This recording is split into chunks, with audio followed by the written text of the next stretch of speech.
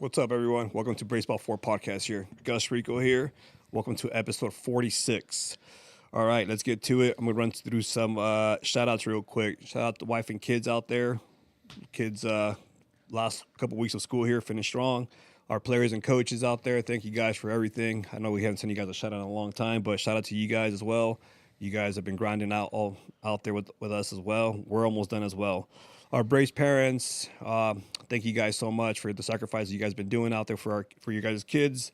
Our tournament directors as well. You guys have been putting up tournaments for our kids to play on, and they've been great. Our last week we had 13 teams playing at USSSA.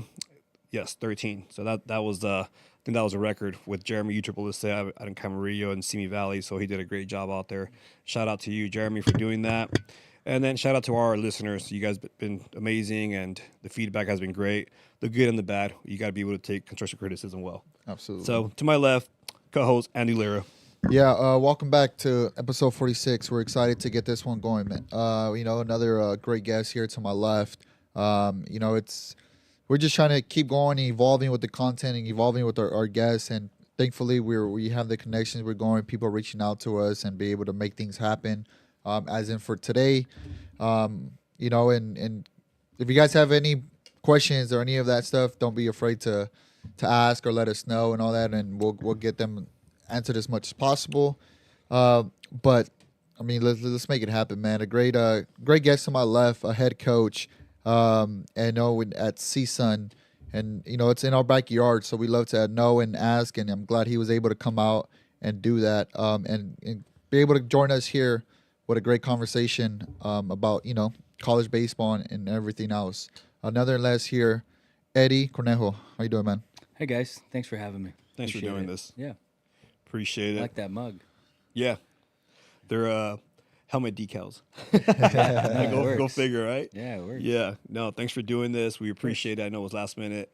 It was thanks to Mr. Ubeda out there making stuff happen all over the valley, the 818. The valley, he says. Yeah, he loves the valley more than anybody I've ever met. No kidding, right? We're in a recruiting dead period right now, so we can't have anyone on campus, and we can't see anyone, players. No, you guys caught me at the perfect time, because once, next Monday hits, I'll be on the road every day, probably until the beginning of August. Oh, wow. Wow. Yeah. That's awesome, man. So, yeah, let's get to it. Yeah, so tell us about yourself. Tell us about your journey, how everything started to where you're at now. Well, grew up in a small town, Mariloma. Grew up on a all dirt field. Okay. Out in the little tiny town of Mariloma, California, and I was second oldest of 5 boys. Parents immigrated here in their teens. Dad was a cabinet builder. Started his own business when I was in high school. Started building houses on the side. I kind of grew up in that trade and retired at 55. He's living the good life. So he essentially achieved the American dream, and I grew up playing ball. Always loved it. In high school, I had to work a part-time job just to kind of stay afloat and drive that 1968 Ford Mustang I was commuting around in. I had to pay for my own insurance and my own gas. Couldn't have a car without it. So my parents, established a household that was pretty strict. Know your responsibilities, work, try to provide for yourself in small increments. And I made the decision to try out for Riverside City College. Wasn't really good enough to be recruited out of high school. Went to Jurupa Valley High School out in Mariloma and kind of made a name for myself there. Started for 2 years on 2 state championship teams, and we, got a call from the University of Oklahoma late into the summer of my sophomore season. So I enjoyed it and committed there. Played 2 years, got drafted. I was a 13th round draft by the Oakland A's back in 2003, so I was a Moneyball draft, if you've seen the movie. Yeah, yeah. Mm-hmm. Didn't hit for power, but high on base percentage, high RBIs. I found my niche there. I was a middle infielder. I knew that I couldn't do the things that other physical Midwesterner kids who were twice my size could do, but I could play baseball. I could do the little things. If there was a runner on second base, I had to find a way to drive him in. runner on first. I had to drive him in with a double. So I kind of knew those things early on at a young age, and had a good season, got drafted, and played 6 years professionally. Made stops like in Vancouver, Canada, Modesto, California, Stockton, Double A in Midland, Texas, and then Triple A in Sacramento. So, matter of fact, I just got back from Sacramento because the Oakland A's now play in the former Triple A stadium there. One of our former outfielders, Denzel Clark, made his major league debut last weekend. So I just flew back from there just to support him and see him. But after that, I went back to my junior college, had no desire to coach. I wanted to make real money, no offense to anybody in here, but I wanted to build stuff, and I grew up in the cabinet trade, and I loved the idea of building houses and being a contractor. So that was my goal. And I went back to Riverside City College just to help out because I felt like I grew the most in junior college. I was fortunate enough to be around a lot of great coaches who talked a lot about the mental game of baseball and really elevated my game and allowed me to have a career. So I just wanted to give back. I wanted to, volunteer for a year, do what I could to help the players, and then next thing I knew, I'm getting job after job, and now I'm the head coach at Northridge, and it still feels like I was at Riverside City last week because you're as a college coach, you're working so much that your life just flashes before your eyes. So it's been a grind, white hairs, gray hairs coming in, and but everybody's healthy, the family is good, and we're trying to make CSUN better. Yeah, that's amazing right there, man. The journey there where it all starts with your parents and building the culture, right, of hard work and working for yourself and making a living for yourself, as well as they did, and came over here to give you that opportunity, and you're running with it. And I think I had to convince them that baseball was going to be an actual thing. They thought it was a joke. They still think that my job is a joke. Like, you get paid to coach baseball. You don't do anything else. They're convinced I'm a professor on campus. I said, no, this is all I do. I recruit, and we're performance coaches, and we're life coaches, essentially. Right. Baseball's just the vehicle that we use. But, they've taught me a lot. I mean, they've provided me the foundation that I have today. love that. That's great, man. Shout out to Junior out there. I know he's listening. He was texting me. He was like, hey, when are you guys going to start? I know he's going to comment on it, Sam, so let us know when he comments on there. I know he's got some questions for us later on today. So, man, that's awesome.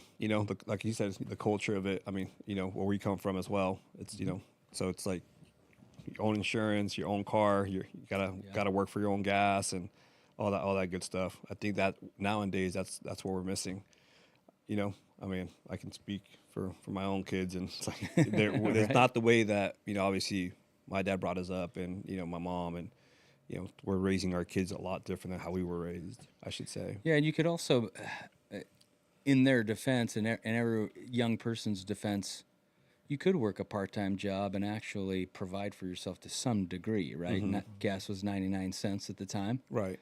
I had to pour a quart of motor oil into my straight six Ford Mustang because every time I used a tank of gas, I needed to fill it with oil too. Yeah. And, your part-time job wages would go a long way. Right. So it's hard to do nowadays. Oh, yeah, for sure. Yeah, and I think it's finding the balance, right? It's like you want them to work hard, but then you don't want them to go through what you went through, in a sense, right? So it's like trying to find that balance, and then it's just nowadays you'll see kids on social media and all that, and seeing things, and I want to do this and want to do that, and it's like, well, you got to work for those things. Those things don't come your way. But I think that's finding that balance nowadays as teenagers or as kids. It's you want that, right? You want to get the little struggle in there. But then at the same time, you don't want them to understand that if you want something, you can get it as well. We're able to provide that for you. Yeah. And without the struggle, you don't really know what you're capable of anyway, right? I mean, right. I remember being in junior college, going to weights at 6 a.m., going to class, and then doing baseball in the afternoon and running out of time. So I had to change out of my, I don't know if you know what the inside of a Ford Mustang looks like. You got bucket seats and you've got pretty open space. So I used to change on the 91 freeway out of my baseball uniform as I was driving to my, I was a busboy and at an old claim jumper in Corona, California. Have you guys ever been to a claim jumper? So I worked as a busboy there at night, and I would change out of my baseball uniform in my Mustang and into my work suit and just douse myself with cologne because I never took a shower. I was a young kid and didn't have any time, so I just Nice. that's what I did 3 to 4 nights a week. Always worked every weekend, every holiday, and it was a lot. You feel burnt out, but you get to the edge of feeling burnt out and you push even more, you realize, oh, I'm capable of doing more. So that set me up because when I started coaching and I got a job at UC Santa Barbara, I was there for 7 years as a recruiting coordinator. I was also getting my master's degree and I had my capstone and my thesis to complete, right? So here I am trying to make a name for myself as a coach, and I had to wake up at 4 a.m. So from 4 a.m. to 6 a.m., I would work on finishing my master's degree and then be a baseball coach and a recruiting coordinator. So, I'm accustomed to doing hard things, filling up my day, working on 4 hours of sleep. I don't know how much more I have that in me, but, the early days showed me that I'm capable of doing a lot. So let me ask you this. We're talking about life lessons here. We're talking about all kinds of stuff. And how did you apply it to the baseball field as a player or as a coach early on or even now? Well, I think I tell stories just like I'm telling you guys. Yeah. I don't claim, back in my day, I don't use like Right, those right. that kind of theme or terminology, but I try to encourage them that they are always capable of more. Right. And it's interesting to me how many, whether it's a junior college transfer or even a 4-year transfer that we get from the portal, how little they know just about a work ethic, right? If you Right. want to become a good hitter, That's what I was aiming at. if you want to become a good hitter, you can't take less than 100 swings a day. Like you have to be almost a little psychotic in your work, and you have to be fully engulfed and fully invested. And players don't do that, and they have to slowly learn the hard way sometimes. And sometimes you have to put them in a corner and say you're going to do it this way, or I'm not going to play you. I'm not going to give you what you want, and they need that. And I learned that early on in my coaching career as an assistant. I worked for a pretty successful head coach, Andrew Checketts, over at UC Santa Barbara, who's still there, and he would do this to players, and it would catch me off guard. Like, hey, if you don't do this, I can't renew your scholarship next year because you're lazy. You're not fulfilling your end of the contract. And I said, man, that's harsh. This Right. kid's 18. But then I would see how they would change, and sometimes, yeah, you need a drastic shock in your life or a dose of reality to really get yourself going. Because we can talk about it all day, but unless they're put in a position to be forced to do it, sometimes they never do. Yeah, I think that's Love it. yeah, that's going off of as well building that culture, right? Where it's like here you got to work, we're gonna work, and that's the Yeah. only way we know how. And I think that's what's been successful for anything, right? Whether it be baseball, because a lot of these college guys, some of them don't go to the pros and all that, but Yeah. it's teaching them the life skills, like you said, life coaches. That's what Life we are, lessons. life lessons that you need to learn how to work hard because it's not going to be just given to you. And I think Right. even coaches or players, everyone needs that little shock where it's like, wait, this can get taken away from me now. And a lot of it is we like to do that at a younger age, believe it or not, because we don't want guys to go to you and be like, yo, what is this? Like, what are you talking about? Like, and then be shell shocked, right? We want them to understand that when you get to coaches like yourself, where it's like work ethic, oh, this is what I know. And if not, it's going to get taken away from me, and we don't want that. So I think at a younger age, we always establish that and want to establish that. And all the young guys listening, all that is, it translates to the college level as well, where it's like, work hard now because when you get there, you just talked about your day in college. That's normal in JC. Yeah. You go work out, you go to class, you go to practice, and you go work after, and you still got to do homework. That right there is 14-hour days, 15-hour days. you got to get used to it if you want to be where the grind, the culture. So I Yeah. think that's good to. Yeah, if you're committed to it. I mean, the phone's a distraction. The social life is a distraction. You've got to be totally focused for a long period of time to see any major gains Right. in your game and in your development. It's just more competitive now. It is. It is. Yeah, and we talked about this the last episode on with us with a couple guys that like my brother playing in Mexico, another guy, they're city champions and all that. They're playing in Mexico right now, going through their pro ball stage over there. But they've talked about we talked about not getting rewarded with the results that you have now doesn't mean that it won't work in the end or later. I think a lot of people get fixated on, well, if I'm working hard for 2 months, I should see a result. Sometimes you don't see it until a year later or even 2 years later. And So how old is your brother? He's 31, or Yeah. gonna be 32. Yeah. So I mean that those lessons are even more important with the age group you guys have, because it doesn't matter how old you are, you're still learning it. You know, Right. Coach, Correct. even us coaches, we're learning it. Yeah, and I think That's that's a good point. that's good tell, especially like kids nowadays is guys. It's okay to fail while you're still working hard. Yeah. It doesn't mean it's not going to pay off. It will eventually. I think people hit that brick wall. It's like, have you ever had that as a coach where it's like, oh, you know what? We worked so hard this year as a team, but we didn't get what we wanted, and then hit a brick wall where you're like, what am I supposed to do now? Is that ever a moment that has happened to you, or? Yeah, I mean that's why you lean on the work and the process more so than the results. So, for instance, and we've been doing this ever since this was my 6th year at Northridge, but we were doing it ever since I was an assistant. Is we monitor quality at bats over the actual batting average and the amount of hits that you're getting, and I keep it on my card. I keep it on the board inside the dugout, and we identify what a quality at bat is. For example, if you're seeing more than 7 pitches in an at bat, you get dosed, or you get a hit by pitch and you get to first base.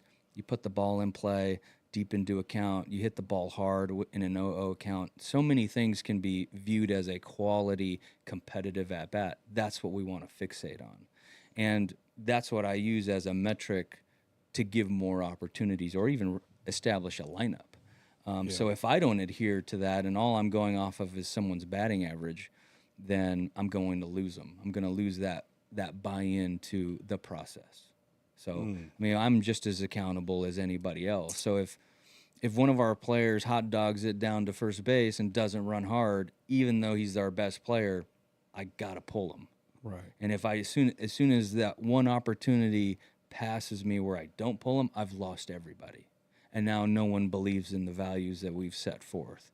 So, yeah, I mean, I don't think coaching's easy, man, and you're under a microscope just like the players are. So you've got to be sharp to be aware of what's going on at all times. Let's talk about the culture of the importance of a team. Yeah, I think Okay. to us is everything. everything.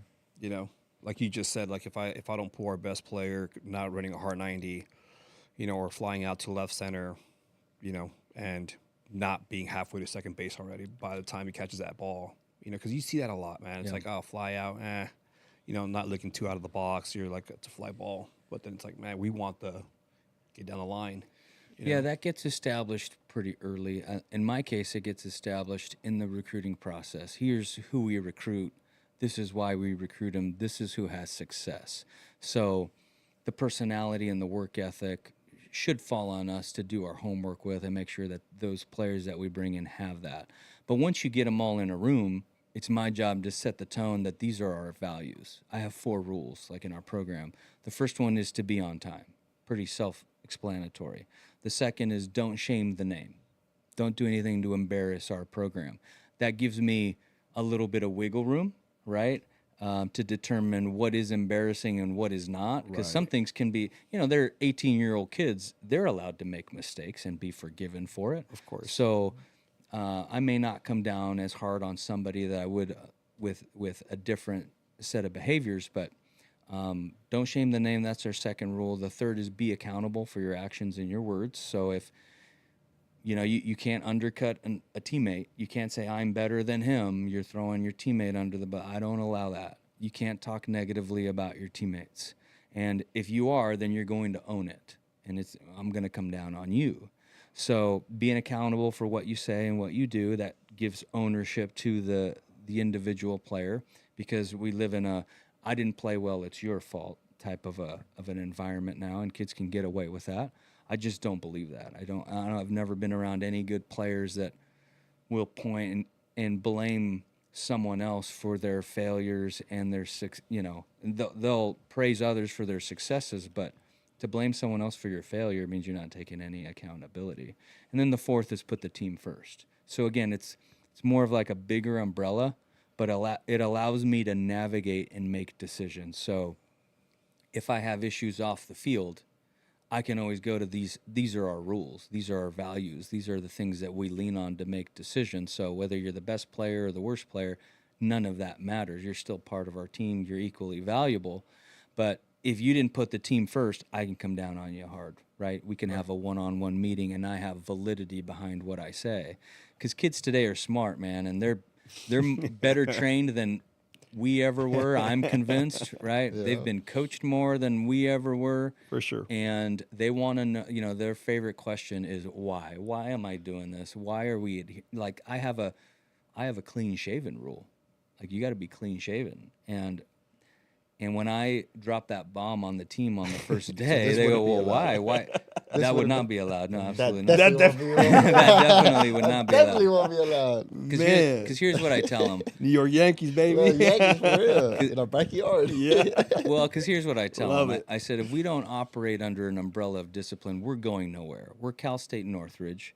We're not the University of Texas. We don't have resources coming out of our ears. We have to be that blue-collar type of program that nobody writes about, so we have to make a name for ourselves. Well, you can only do that together, right?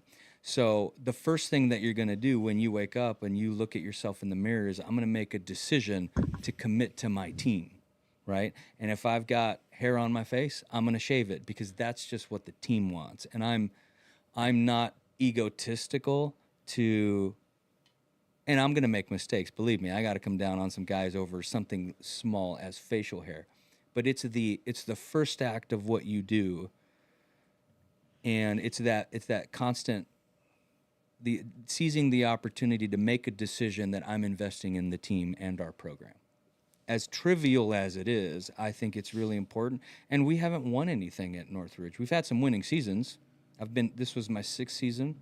We've had 5 winning seasons in a row, but we got our butts smacked this last year, this year that just passed. We haven't won anything. So we have to be humble, and we have to constantly work and reinvest into the team that we're on. Otherwise, we're going nowhere. We're a bunch of individuals operating on our own accord. So that's the message I send. Doesn't always work out that way, but I'm not really deviating from it. Yeah. I know that's I mean, awesome. the culture is everything. I think buying in is just the first thing to success. Right. And I think that's where a lot of these kids and everything is. Wherever you go, whatever the culture is, make sure you respect it and buy into it. Because if you don't, you will look like an outsider. Right. And you're gonna stick out like a sore thumb. That's something that you don't want to do in a negative way. You want to do it in a positive way. And I think nowadays, like, high school kids that are listening and learning is, whatever the team needs is how you're going to make your name bigger, in my sense.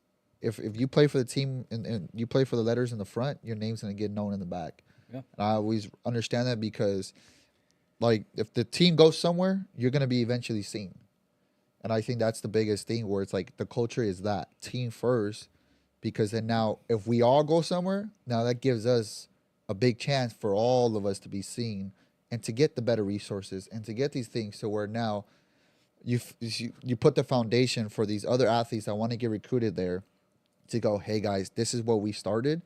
And those seniors that are coming with those freshmen go, you're going to have to establish this, because this is what's working for us. And we did all this to change this, buy into it. And I think it's an easier thing as well to start getting guys to go to CSUN and really believe in the buy-in mentality, because then now it's working, it's successful. So I think the culture that you're establishing there is amazing, because it's going to pay off. Whether it be mad or not, it's going to pay off. Yeah, I'm going to always lean on that good players want to be coached. and good players want things to be difficult and they want to be challenged. And having rules can be challenging, and especially in today's world. You know, we are, I mean, even something like replay at the college level, umpires, if they make a bad call, you know, look at what we're doing. We're telling all these players, no, we have replay. We can get it right for you. You know, you don't have to have a relationship with the umpire. You don't have to respect them. You don't have to call them by name, which is something that we grew up learning as a young kid. You need that guy. That guy has to be part of your team, right? So you have to talk to him like he's a teammate, and you've got to be respectful. And so there's a certain etiquette and vernacular that you have to use with them. So if you don't do that, watch how the game flips on you and how much more he makes it difficult for you. So there were games within the game, but nowadays we have replay. He was wrong, I was right. And now we have TrackMan, right? TrackMan data where we can go back into the dugout. NCAA, you're not listening to this, but you could go back into the dugout and see, oh, that was a ball. I was right. Yeah. I didn't have to expand the zone. I didn't have to pay attention to the umpire who was already expanding the zone east to west. He was wrong. Yeah, I was at a high school game last year, around this time of the year. Yeah, it was a semifinal, southern section, and they had TrackMan, and he kept looking up and looking at his iPad. I'm assuming from by the dugout. I'm like, what is he looking at? Like, I was observing the other coach, the head coach, and I'm like, what is he looking at? And then he all of a sudden yells at the umpire, like, you've got 12 out of whatever wrong. Oh yeah. And I'm like, did he just throw out a number out there? How does he know? And sure enough, a couple weeks later or days later, I found out they were on TrackMan. And I'm like, oh. So it's good to have that feedback, but as a coach, I don't use that feedback for, to gripe at the umpire, because now I'm telling the players that TrackMan's should be more valued than his opinion.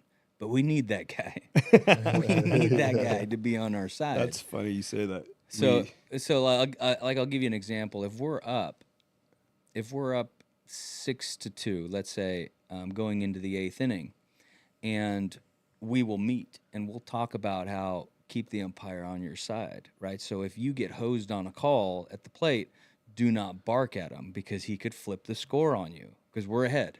So you're going to wear it. This is a team at bat. So sometimes if you take strike 3 and it's a bad call, if we're up and you keep your composure, that's a quality at bat, because you understand that the ultimate score is more important. And when they don't do that, then I call them out on being selfish. We're ahead. You want to have your moment. You want to attack the umpire. That's being selfish, because we need him on our side. So again, there's so many instances in a game where I've got to be on my game. Otherwise, I'm going to lose these guys, because they're going to nitpick everything you do. Right. You're talking about 9 innings too, not 7. 9 innings. Oh yeah. You're talking about a game within a game. Oh yeah. For sure. Yeah. I mean, it's funny how we got into the umpires, because that was on my topics. I want to talk about the respect of umpirings out there. It's, to me, is everything. Like, especially at the travel ball world, the high school baseball world. The travel ball world is a little different. I mean, you do run into your high school guys that are trying to make extra little cash. Like this past weekend, I ran into some high school guys out there, and it feels good when they call you by your first name before the game even starts. Like, or I see them in the parking lot, like, hey, what game do you have? And it's like, okay, I got this field where you're at. I'm like, oh, great, sweet. Like, you're going to have a good game, or you know what you're going to get. But every time I walk up to the manager's meeting, and, I always try to get their name, and if I write it down on my lineup card or my hand or anywhere, I always ask them by their, talk to them by their first name. I never like to say blue and that's one thing we're trying to teach our younger guys at the younger level at the academy that we have going here. It's like, a foul ball with nobody on, or, go get it and hand it to the umpire. Mm-hmm. And then when we see the opposite, when we see guys flipping into those guys, you're like, oh my God. Yeah, we play a 3-game series every Friday, Saturday, and Sunday. And umpires are on a rotation. Right. So the umpire that's going to be behind the plate on Sunday, on game 3, he usually starts at third base. Right. So the starting pitcher for Sunday is going to give him water in between innings. He's the one that's going to make him his best friend because there's a game. There's a game within the game. No, that it wasn't even me. That came from Kirk Sarloos, the head coach at TCU. That's how when he was a player at Cal State Fullerton with the head coach Dave Serrano, who I've worked for. That's what he was doing because he was, he was just ahead of the game. But yeah, you need those guys. And as a coach, if I've been ejected once per season, and it's amazing what how far an apology can go. I got to see that guy again, know. Right. So hey, man, I'm sorry, I blew you up. I'm just being really competitive. That goes a long way. It Oh, does. Yeah, you got to. And what I do in the fall is I suit up, I umpire a scrimmage so I can remind myself how difficult it is. And so I make the players do that. Now, they often forget because they're in the moment and they're the ones with the spotlight and they're the ones failing. So emotions can get the best of them. But no, I suit up, I umpire. And I tell umpires that I know your job is difficult, but you screwed up. And I go after them. I at least have a little. Well, I mean, those moments at the set same the time, table. I feel like, a lot of major league coaches, everyone does it usually to fire the team up. It's usually in those moments where it's like, man, if I'm this competitive and I'm willing to fight for you guys and get thrown out, I hope you guys are able to do that for each other and do it for me as well. And I think that's when you do it for the right reasons, you understand and all that. I think it fires up a team, it gets them going, and Sure. and it shows togetherness at that point. But we also know getting addicted is like you got to go through this whole hassle. You got to go through Yeah, everything. paperwork, Yeah, and you got to sometimes it's worth it. sit out a game. And Well, it's actually quite easy. I don't have to do any paperwork, at least in my chair. What's difficult is if you do get ejected, you can't contest the ejection, and it may be totally unfair, but for every contention you have, you get suspended an extra game. So an ejection is just for that game. You can come back tomorrow, but if you contest the ejection, you're done tomorrow. You contest it again, you're done the next day, and it can never end. So you got to shut your mouth at some point. Yeah, sometimes you got to just take it. you got to wear You it. got to wear it. Yeah. So what is a normal on the road? I should say. What does a normal day look like for a college player if we're going on the road? Or the week of leading into it? Like the routine or the. Well, I like to keep the guys busy. If I give the players too much downtime, what do? They sit on their phone all day. For sure. They become zombies. So, let's say we're on the road. We're at UC San Diego, and it's a Friday. We're gonna wake up. We have dress attire. We all look the same. So we have collared shirts. We have, and we provide all of that as a university. We even wear the same shoes. Rules. There's rule after rule. No hoodies. No bedhead. Look professional, because what we try to instill is, in order to become a professional, you first have to act like one. I tell the assistant coaches that too. If you want to be a head coach, you got to act like one. You can't be an assistant and have all of these other expectations. So we all dress the same. We all eat breakfast at the same time. Get them out of bed, and after breakfast, we will always have like a weight session, either at the university. So we're lifting weights. When we come back, we give them maybe half an hour, and then we have study hall. So coaches are supervising it. Support staff are supervising it. If we have an advisor, she is there helping them with their studies. We got about an hour, and they do need some downtime, right? So we let them go for lunch, and we get on the bus. We're usually at the field 2.5 hours prior to game time because we want to watch their batting practice. We want to watch their infield, outfield. We have to take batting practice. I mean, those are long days. I mean, we're at the ballpark for 6+ hours, and then we play a game, and then we're done, and we do it all over again the next day. So I try and fill their day up. I respect when families are in town, but I tell them this is a business trip. We're here to do business, and we're going to stay focused on what we need to do. So that's just a typical day. At home, it could be a little different. We have lights now at Northridge when we didn't the year before, so we have more of a longer day. We get to sleep in, conserve our energy better. But we're in the weight room, on a Friday, and either doing a mobility complex if we're not lifting. Some guys do like to lift the day of a game. Most players don't during the season, and we give them a little bit of flexibility there. But yeah, it's pretty much the same schedule, with the exception of study hall because you're at home. Busy, busy, Okay. busy. Yeah, it's Yep. a routine type of thing, that. So how? So you would the players will work out often, like whether they have that option, make sure they do at least mobility and do all that. Because I mean, you like to stay at least fit and strong within you are playing because it's a lot of wear and tear, especially throughout the season. Yeah, it depends, right? If you're a backup, your job is to work harder than the starter. So that in pregame, they need to be the ones diving and dirty. They should never have a clean uniform when the game starts. If you're a backup, if you're a backup and you didn't play that day, you got to hit the weight room after the game, if it's available, or you got to be at the hotel and you got to lift, because you're not spending as much energy and you're losing endurance in comparison to the starters, right? So they have a different protocol. Backup hitters are seeing more off-speed pitches in practice than the starters are because they don't get to see it in game, right? So as a coach, it's difficult to manage because you have to be aware of everyone's workload. But that's what it takes, to constantly manage that stuff. And I'm not a lazy person, so I'm going to do it. I'm going to say, hey, you need to get back in the weight room. You need to back off. That's my favorite conversation to have. Hey, you're doing too much, man. You gotta pull back. Right? You gotta take a day off. So just chill. R&R is good. Just go do that. That's awesome. That's great. So you coach for Serrano, right? For Dave Serrano. Dave yeah. Serrano. Yeah. He won it at Fullerton. He won a national championship at Fullerton. Had several college World Series appearances. Yeah. Yeah. Yeah, we had Kurt Suzuki Yeah. on our podcast. Oh, did you? Yeah, we did. That was actually our first Zoom one. It was funny because I was like, Yeah. "Hey, you coming down?" He's like, "I thought it was on Zoom." And I was like, "Oh shoot, how do we do this?" I was like, "All right." We actually pulled it off, and we actually talked about his college days and all that stuff with Serrano. So, I mean, how was that experience? I mean, that guy's amazing. He's one of Yeah. the legends out there. Yeah, I didn't get to play against Kurt because I was in the Midwest when I was in college, but he was in Oakland A's draft, Yeah.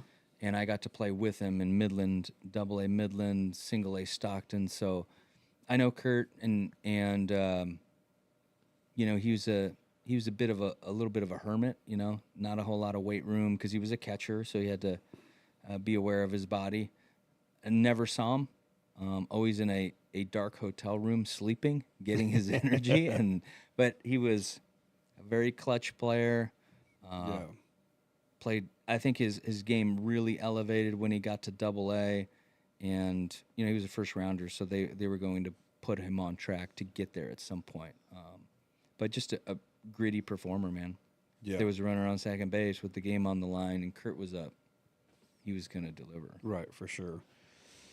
And, Yeah. going back to our conversation earlier about doing things right and having a culture. When guys don't buy in, as you mentioned earlier, you see it in their performance. Because one of the things I do during the season is I count how many game-changing at-bats guys have. That gives you a good indicator of how much investment they've had in the team. Because you could have, you could have 8 homers, but if you only hit a home run when you're up by 10 or you're down by 10, what does that say about you as a player? Right. And when do you make non-routine defensive plays? Are you making them in the 7th, 8th, and 9th inning? Are you getting that RBI in the 7th, 8th, and 9th inning? Like we look at all those kinds of things to determine, because we can't see everything. Yeah. We don't know what every player is doing, and they're still young and they're still learning. So I look at those things from an analytics standpoint to figure out who's really changing and producing. It's easy when someone gets a walk-off or something, oh, yeah, he's performing for the team. But over the course of a long season, how many quality at-bats are you having in the 7th, 8th, and 9th when it really matters? That's very telling to me. Yeah, and I think that goes big for hitters and guys that go and it's like situational hitting, right? We talk about it a lot. We love to preach that. It's like RBI up the middle, or if it's tie game or whatever it is, wherever the defense is playing, you go and you execute a sac fly, and we win the game by one. You shouldn't be mad at that. You should be extremely happy that you're able to do that. Just because you got out doesn't mean you can put your head down and be frustrated at that. I think we preach that. It's like there is situational hitting, positive outs with positive outcomes.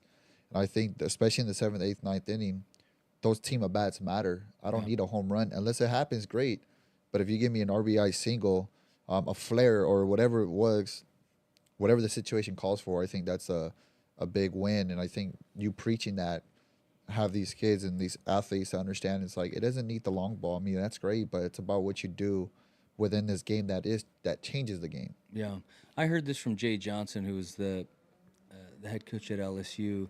He would talk about winning and the acronym of WIN. It stands for what's important now.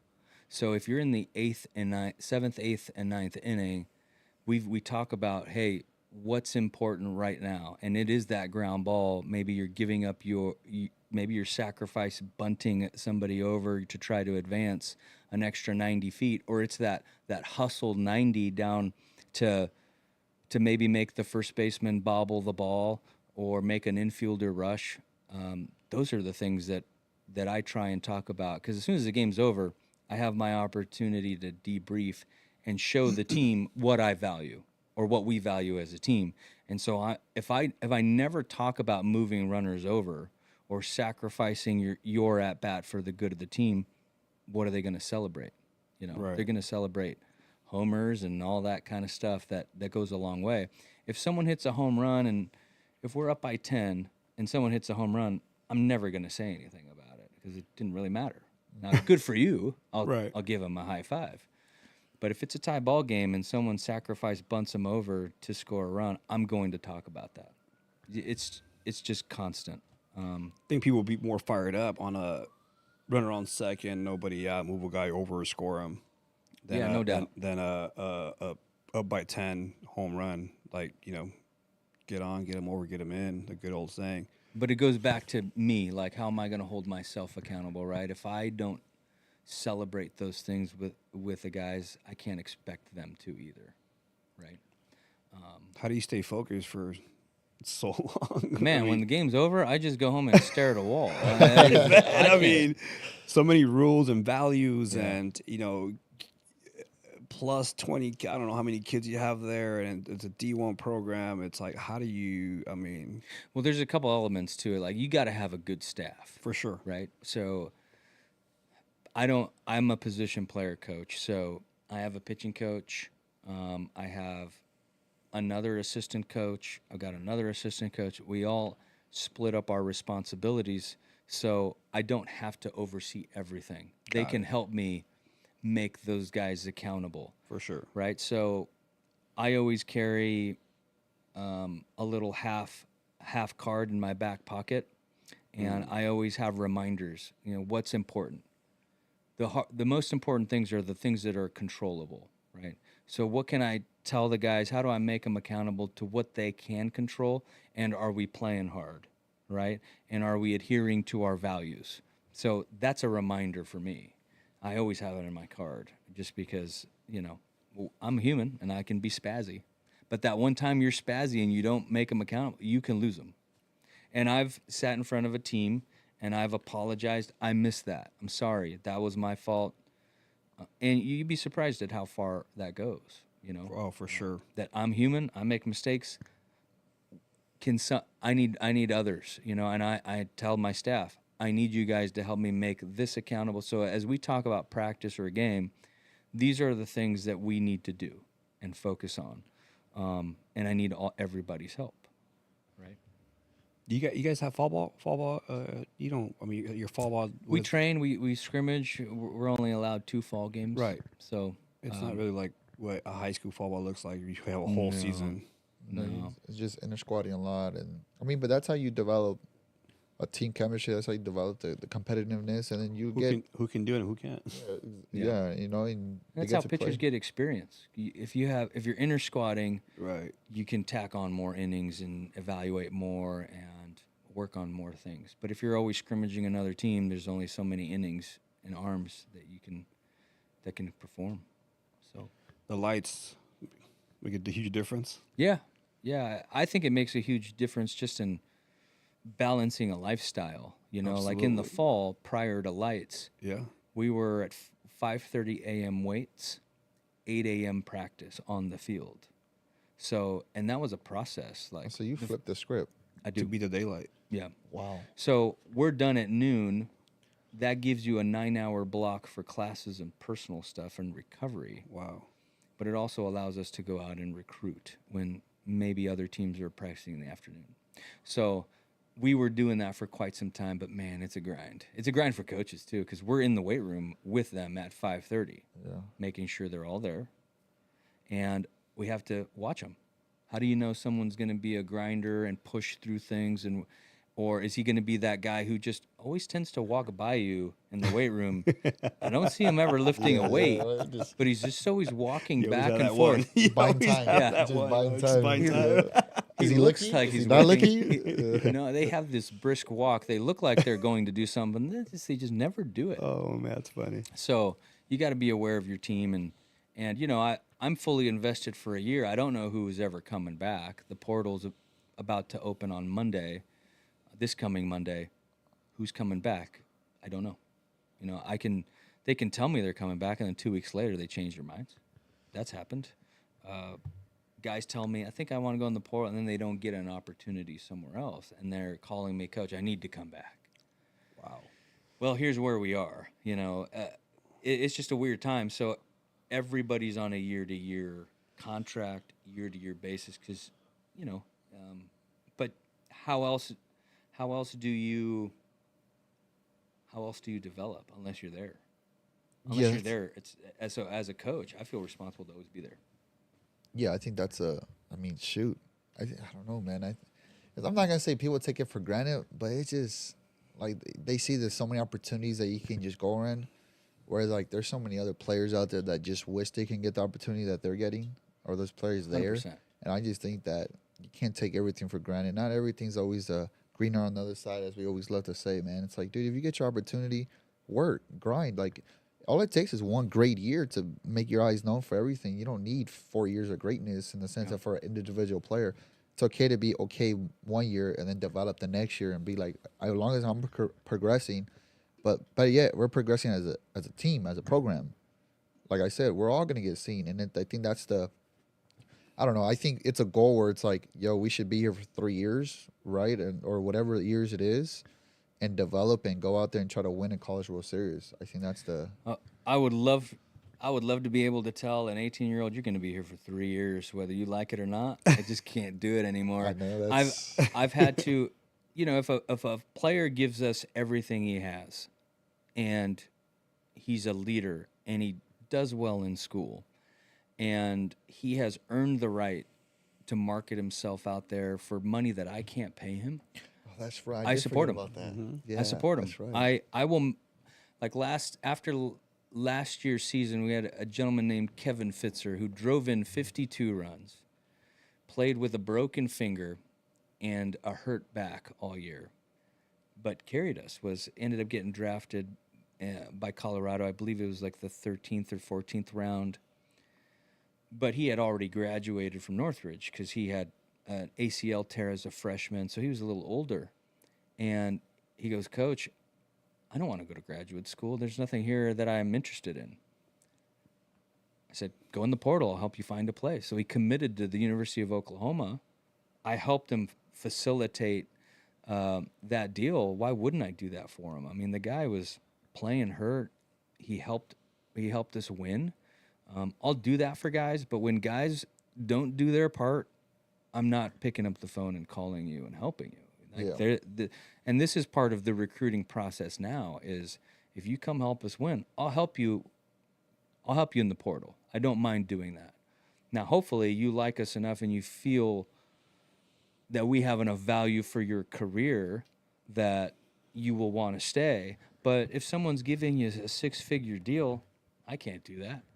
So happy trails, and I'll help you. Yeah. And I'll do that with even with advisors. Advisors are allowed within the college game. So your players can have agents, and why wouldn't I try to help that guy find someone that he can trust, right? So it's all about procurement and taking care of your people. We work really hard to do that, but every once in a while you get that kid who doesn't do his job, expects everything, Right. and it just doesn't fly with me, man. I would rather be an assistant coach at another program that does it right than to succumb to that sort of behavior in those decisions. To me, it's just not worth it. I mean, it's tough. Nowadays, it's like they try to look for the next best thing or the easy way out. Like, I'm struggling. I don't want to work hard and beat that guy out. I'm going to transfer out, or I'm going to go to another team. The thing that bothers me most, and I don't mind telling you guys this, but it's what the portal turns the kids into, because they're talking behind your back now. They're telling you one thing, doing something else. They'll be in exit meetings telling me about how much they hate the school, and that's why they're motivated to leave. I go, what a bunch of BS! Like, you're gonna let the foliage on campus dictate whether you stay or go. Can you just be real with me? Right. And these are guys that you're trying to instill values into. Do the right thing. Be honest. I show you honesty. That's the least that you can do for me. Right. Don't get me this BS that the trees on campus are affecting your decision. Who cares about that? Right. You were here to play baseball. Last I checked. You weren't here for what campus looked like. Mm. Although people who come to Northridge always say, "Man, this place is nicer than I thought." Yeah. We got Dave's Hot Chicken. Yeah, Dave's Hot Chicken's really close. Well, I mean, this is one thing I love to speak to, because I graduated from there in psychology, so I have my BA at CSUN, and I'm gonna be honest with you, the school itself was better than I thought. And I played college baseball, JC and NEIA, and then got hurt, so went there, graduated. But it's like, I was like, yo, like, I wouldn't mind to come to CSUN. I said, this school here is nice, and now it's lights.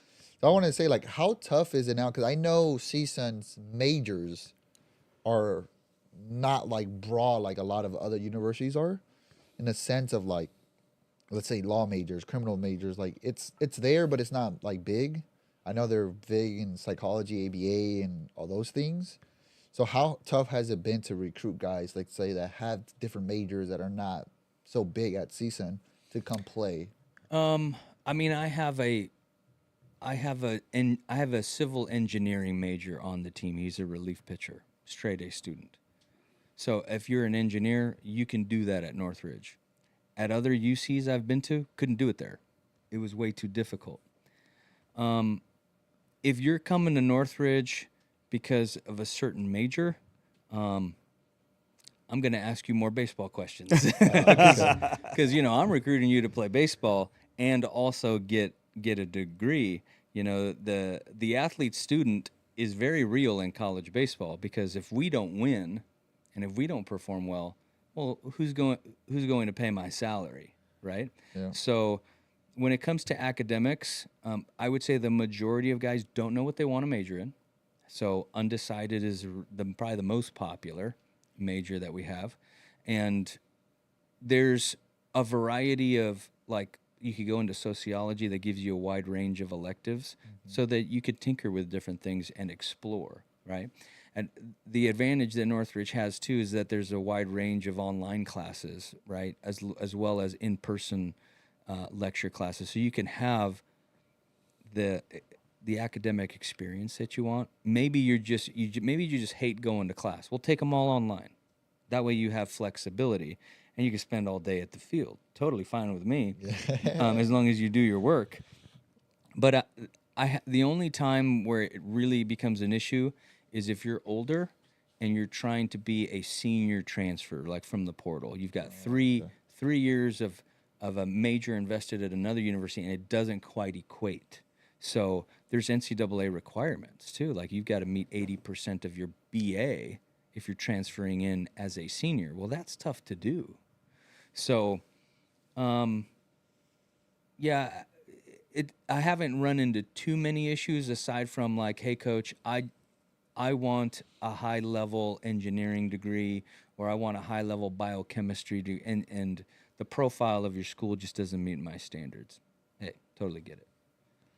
You know, best of luck to you. Yeah, that's understandable. Maybe you want 4 hours of homework every night, because I don't. Yeah, no, I know that's, but that's to the batting just, cages. I don't know, that's, but yeah, man, I don't know. I just think CSUN is a school, man. It's getting so many more like the lights, so many more things that are starting to become more packageable to recruit guys. 100%. And I think it's only going to get better. As well as, you know, like the resources. Hopefully, the school gives you now, especially now, what you guys want, need to be able to get this going on. Because let's be real, sport generates a lot of money, and we want the NIA, we would want you to have that leverage, or a lot of these other schools have, to be able to get these athletes here, and also to be able to get them what they want, to be able to get through a college life, because it's difficult to be able to do that. And I think all those athletes deserve that, especially with a program like yours with D1, to be able to get guys in here, to be able to recruit guys in the backyard of these little high schools or whatever, to be able to get there and be like, hey guys, like we can develop within here, and then get the big names and everybody else in as well. Yeah, we're not quite there yet with NIL money. We don't quite have that. So we're still working with an equivalency, a scholarship equivalency, which is fine. Some of the best players I've had are small scholarship or walk-ons. Yeah. So you know, as much as I will fight for that behind the scenes, because I owe it to my staff, and I owe it to our players to try and give them more resources. But I mean, the last Big West Player of the Year was a walk-on that nobody wanted.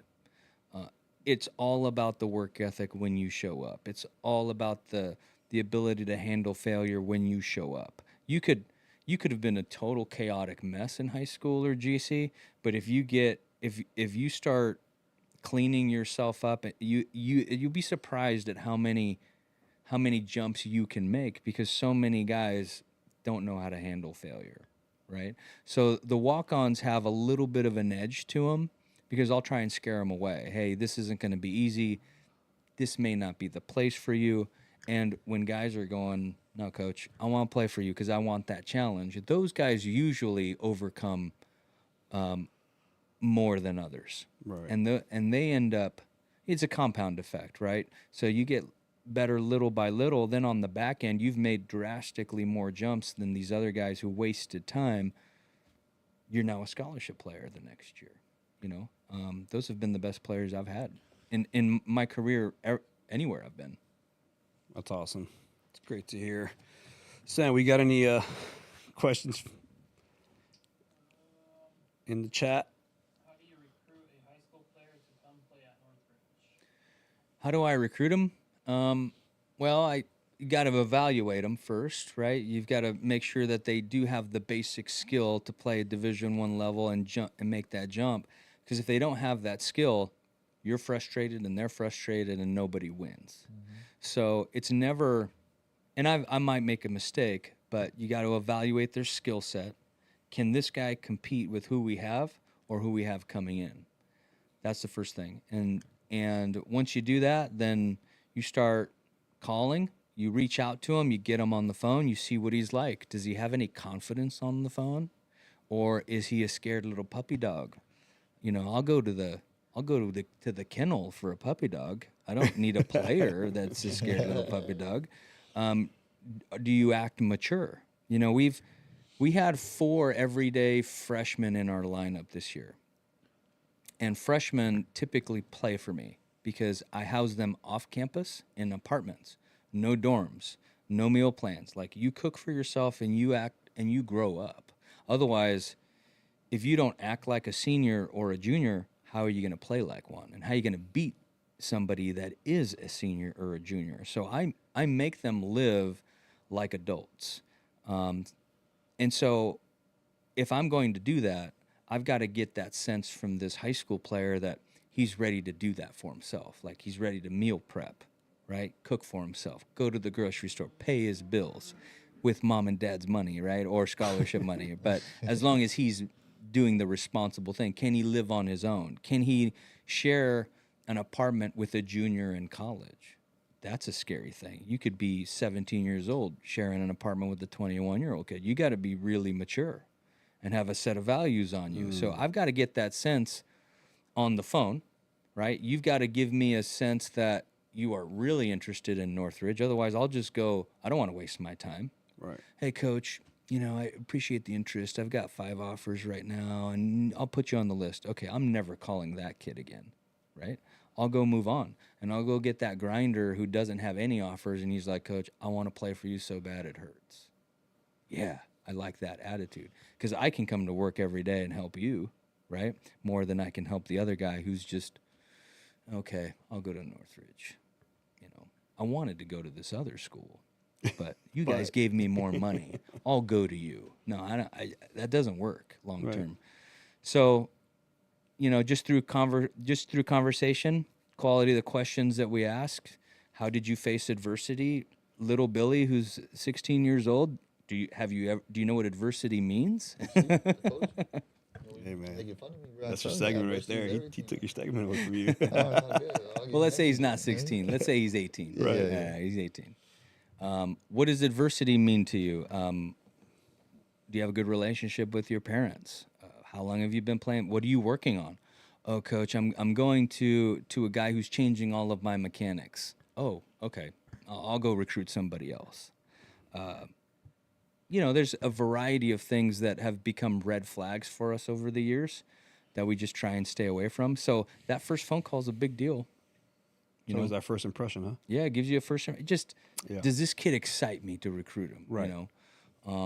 So that's where it starts, and then that recruit, I want to get him on campus because now I want to spend time with him and spend time with his parents, right? So if his mom and dad are answering all the questions for him, I'm sorry, but little Billy isn't ready to share an apartment with a collegiate athlete. No. Mom and dad, you gotta let your son speak for himself. Okay. He has to be able to answer questions because I'm going to demand more of him, and he's got to be able to be mature enough to handle all that stuff. So, those are little nuances that we've learned over the years because we've recruited a player. It didn't work out. He didn't get better. And we go, what was the recruiting process like? Oh, yeah, remember? His parents answered every question for him. They never let him speak. Oh, remember this, that, and the other. So It you just build up a carries over. library. Yeah, you build up a library of stuff over the years. And, why does this freshman play and why does this freshman not play? And you can start comparing the personalities. And it usually comes down to the personality, the mental toughness, and then the physicality. Because, we just talked about long days. Well, if you're like 140 pounds and 6'2" in a rail, you're going to break at some point. Something's going to break. You're going to get hurt. So can they have, and that's just part of the evaluation process. Do they have the physicality? And then as you talk to them, do they have enough confidence in themselves to handle the jump to Division I? And then you look at the whole recruiting experience and can they overall handle the stakes, right? So I'll never commit someone without them knowing that, hey, if you don't hold your end of the bargain, this is not going to be a long-term relationship. Right. I have to say that, Man, that's awesome. And I can give you more examples, but, we've signed a kid after his junior year of high school who hit 500, looked like he was on the right track, and then his senior year hits 270 in a very small league. And I'm going, hey, maybe this guy's, if he hits 270 in high school, maybe he's going to hit 170 in college. Is this the right recruit? I'm going to have second thoughts, So I'll give you an example. That actually happened last summer. And I said, look, I won't tell you who he was or what his name was. And I said, look, here's what we can do. Why? Because we've offered you a scholarship. If you come on to campus with a scholarship after hitting 270 in high school, I'm going to have expectations, and that's usually like the scariest word for any Right. recruit. You have expectations of me? Yeah, there's performance expectations. But here's what we can do. Because we've recruited you, why don't you give the scholarship back, show up as a freshman in the fall, and if you look like you're really close, I'll give you your scholarship in the spring. I'll just hold on to it. And the idea, because I said if you're coming in with no scholarship, you're going to have a little bit more breathing room. There's going to be less expectation. So he took that deal. And this was like in the summer, right after he graduated. He took that deal. He showed up and was one of the better offensive guys we had in the fall. It's like, oh, great. He's leading our team in quality at bats. We get to the season. He's not starting, but he's still working hard. Anyway, long story short, he ends up being an everyday player as a true freshman. He gets his scholarship back. I said, I can give you the scholarship now, or I can give it to you next year. I'll double it and give you more because, you bet on yourself, and I'm proud of you. He took the other deal. He's like, no, I want the big one next year. I said, you got it. You got it. So he's coming, and that kind of worked to my advantage because I don't want to lose him in the portal. Right. So he's coming back on a great scholarship. He certainly earned it. But how cool was that he bet on himself? And he understood, yeah, I hit 270. I didn't hold. Well, what was the issue? I was just putting too much pressure on myself. And you see that more than ever with young kids. Too much pressure. It's baseball, man. And we tried to counsel him through it during the season. Hey, I know you're hitting 250 or whatever. Just keep staying on the process. Focus on hitting the ball hard. Don't worry about it. But then after a long season, too much pressure just kind of weighed on him. And, it's time to have a big boy conversation. Right. Well, I have expectations. And that was like we talked about earlier, you got to shock them. That was a shock. That was like a real world conversation. But, he's betting on himself with a year under his belt, under you. Right. Under your rules, under the values of your expectations and all that stuff. So, Yeah. he's not cheating the game, it sounds like. He's No. not cheating himself. He's not cheating the program. He's buying in. He's buying in. But Man.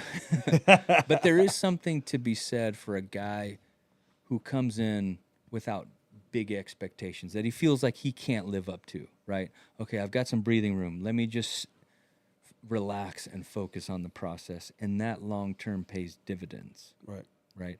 So he learned something about himself. Hopefully he carries it Yeah. through. So If you walk into that clubhouse and you do the 4 things that you have on the board, you should be fine. exactly. But but man, it never works out that It's a way. recipe. It's a.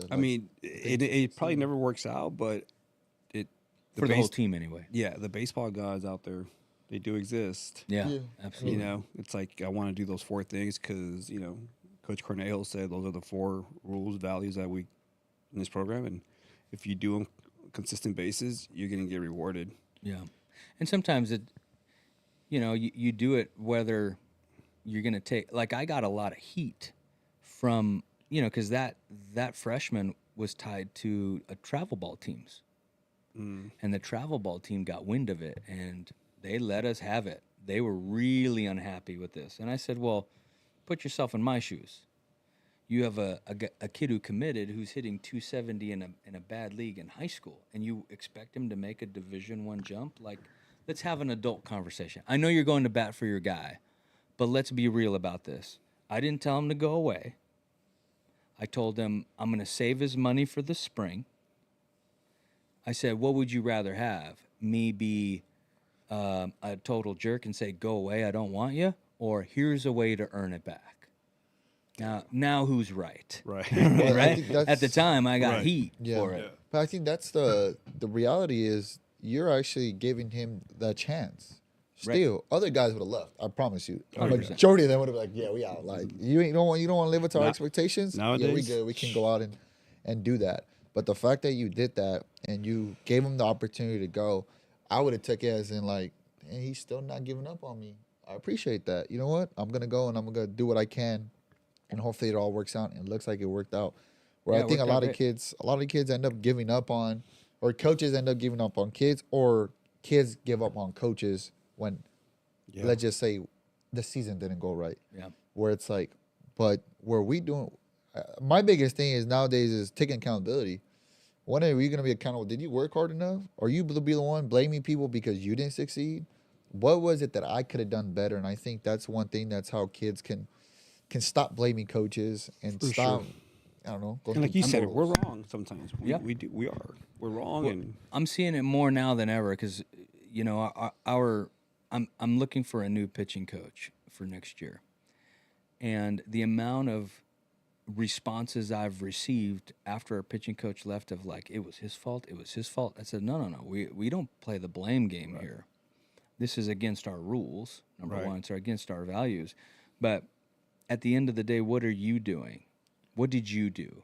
You know, whatever, regardless of what the relationship was like, of whether what the pitching coach did or didn't do is irrelevant. What Right. did you do? Let's look at you. So I try and keep them focused on themselves, because otherwise, if you take the power out of the student athlete to change his career and his life, then you give it to somebody else. That's what kids who blame others don't understand, is that if you blame somebody else, then he has the power over you. You don't have the power to change yourself. I wasn't raised that way. So I don't understand that thinking, and even though sometimes I'll redirect them to themselves, they don't like hearing it, but they need to hear it, man. They need to hear it. Why give the power of your future to somebody else? Why would you do that? And I learned just in the minor leagues, because like you can't make everybody happy. Every manager, it's a new challenge. it is. How do I get him on my side? How do I perform well for him? I mean, every it's year is different personalities, different, No, different Yeah. every you name it. But man, this was Man, great. this is great. we can go We could on go and for on. hours and hours. I know. But either way, man, I'd encourage you guys, empower the kids to take ownership over what they're doing, because no coach would be able to break them if that's the case. Yeah. And they'd be able to handle so much more. Yep. That's what I think a lot of parents and coaches don't realize, is empower the kids more than yeah. give the power to a coach or some other event or something other than what they have the power to do. Yeah, I think the biggest thing would be just, we always love to preach, is make sure that you have the power, but also be coachable, Yeah. and make sure that Yeah. you don't gotta feel like it's me.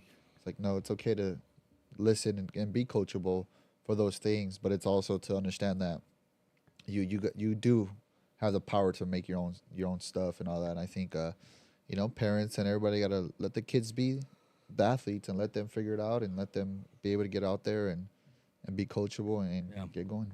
This is, man, time flew by. Time Yeah, flew dude. by talking baseball here I with love it. Skip, Eddie Cornejo. Man, Yes, to our sir. listeners out there, if it's travel ball, high school, junior college, college baseball, whatever it is, whatever level of baseball you're at, parents, kids out there, I hope this was great. I hope you guys can rewatch this, because I will rewatch it on my Tesla Definitely. when I'm charging up. That's the one thing I do. So, again, thank you guys so much. But before we let you go, This is the Gus Rico segment. oh man, Yes, you hear sir. this? You know Sam? what I'm saying? Okay, Come on, Lyra's man. on a roll over here today. Come on, man. All right, we're gonna hit you with some rapid questions here. You ready? Yeah. All right, let's do it. Here you go. Pitch clock or no pitch clock? Known. Ooh, favorite MLB player of all time? Mike Piazza. Ooh, that's a Dennis good Eckersley. Both. Dang. Have two of them. one. DH or no DH? DH college. Yeah, DH. Pitch com or no pitch com? No pitch com. All right, Dodger dog or nachos? Dodger dog. Got it. Okay, favorite kind of seeds? Salt and pepper. Lights or no lights? Lights or no lights? Oh, lights, 100%. He's like, shoot. It's a different atmosphere. I lived too long without lights. Right? Yeah. All right, man. Well, this was great. Again, Coach, thanks for Of coming. course. Yeah. Last minute. Thanks for the invite. Appreciate you. You guys go watch CSUN Matadors in Northridge. It was great. I think our Braves were out there Yeah. beginning of the season. Yeah. Yeah, let's do right. something in the summer. Have you guys out on the field, Yeah, and for sure. yeah, our playing surface is phenomenal. So Yeah, it is. The facility's It's- only getting better. So It is. Yeah, come on out. Ubeda, thanks for making it happen. And Junior Ruiz out there, and hope you're listening. Shout out to him. Yes, He's sir. always talking about you, so how great you are and how good of a mentor you were to him. So Appreciate that. Junior also coached with us for a Yeah. a brief moment in time. yeah. Yeah. Hey, Junior. Good to see you, man. All right. Alrighty, guys. don't forget to hit the subscribe button, the like button, share it, do whatever you guys got to do. But nonetheless, episode 46. Was a great We one. out. We out. It's a nice picture.